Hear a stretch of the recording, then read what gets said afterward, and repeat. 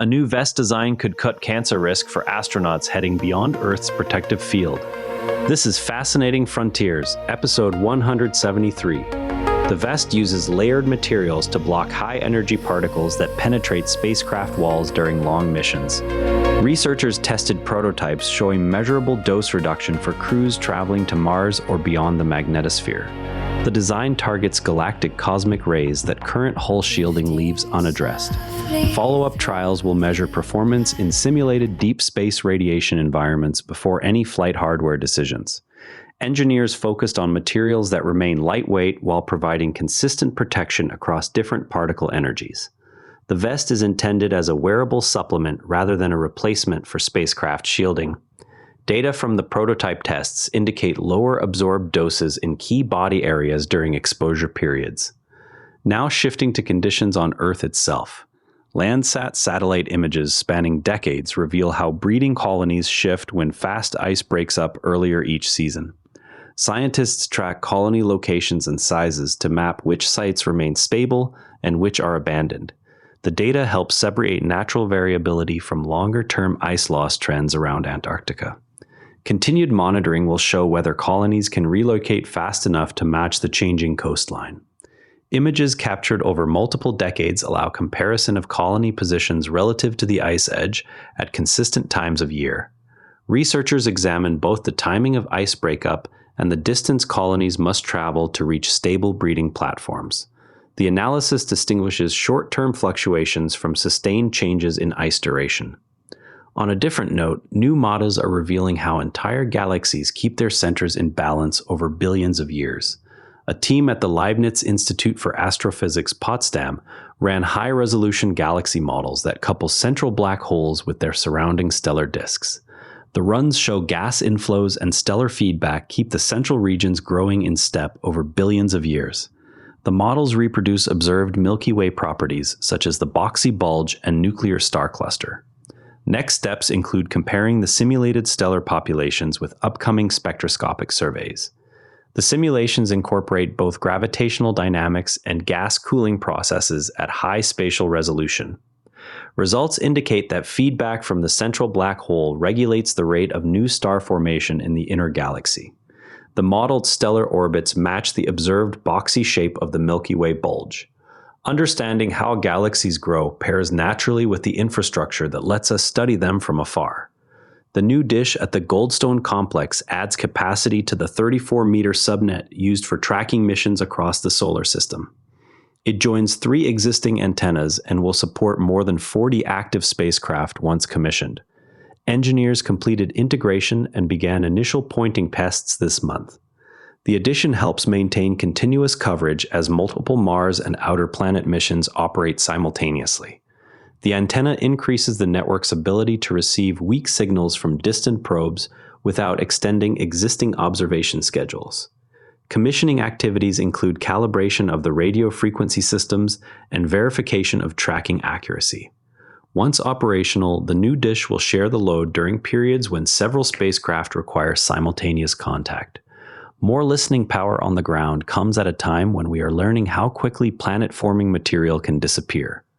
Observations of several young stars reveal that the gas reservoir needed for giant planet growth disperses on timescales shorter than previously modeled. The telescope measured ultraviolet and infrared signatures of photoevaporation driven by the central star's radiation. This process appears stronger in disks around higher mass stars, altering the window available for planet assembly. Follow-up programs will target additional disks to test how stellar type and disk mass affect the dispersal rate. The measurements capture the rate at which gas is lifted away from the disk surface by stellar ultraviolet light.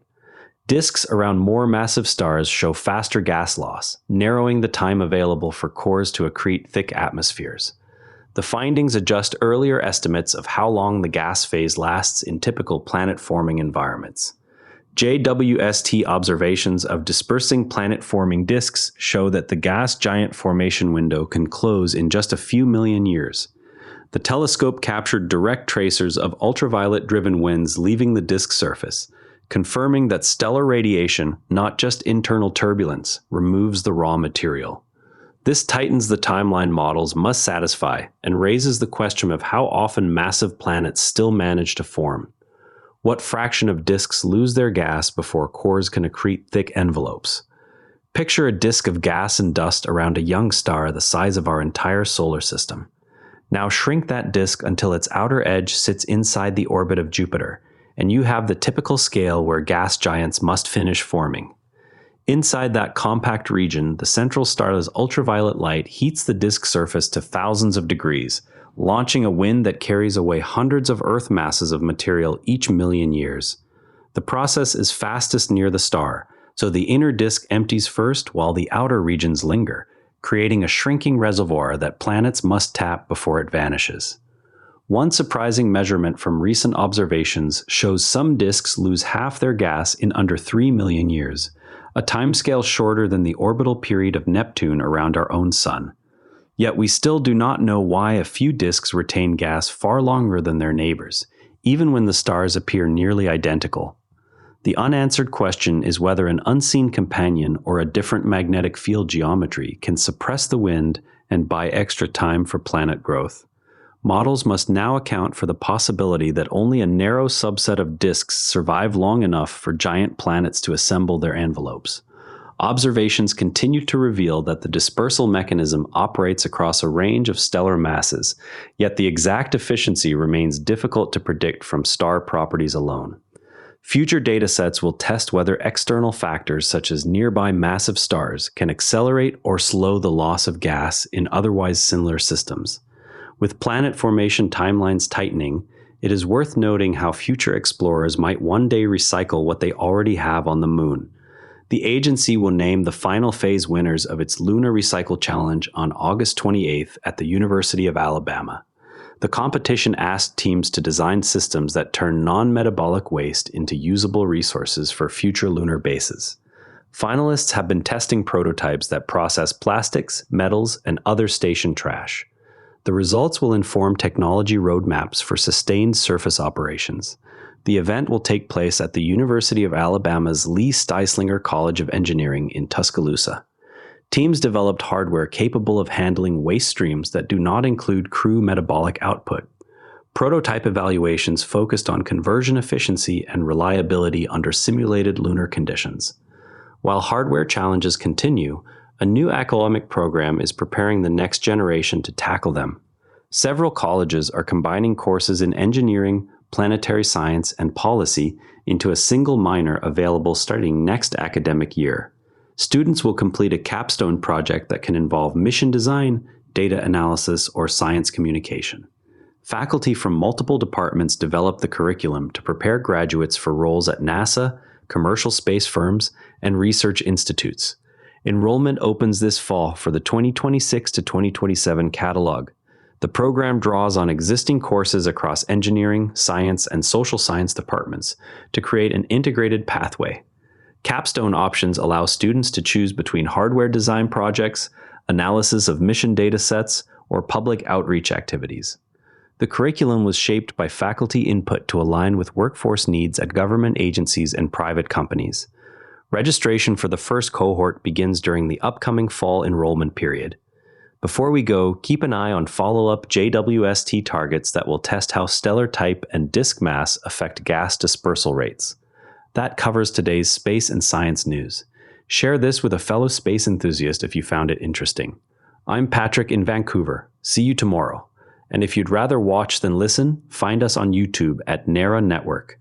Links in the show notes. And before you go, this show is part of the NARA Network, a family of daily podcasts on tech, science, and markets, each one a short, sharp briefing you can finish on the commute. If today earned its place in your feed, here's your next listen. SpaceX Daily, the daily companion for following SpaceX as a public company, from Starship to the stock ticker. Find every show free at naranetwork.com. And on the website, every episode's visuals live in our free image gallery at naranetwork.com gallery. Royalty-free under Creative Commons, download with attribution. This episode used AI voice synthesis of my voice. Editorial selection and analysis are my own.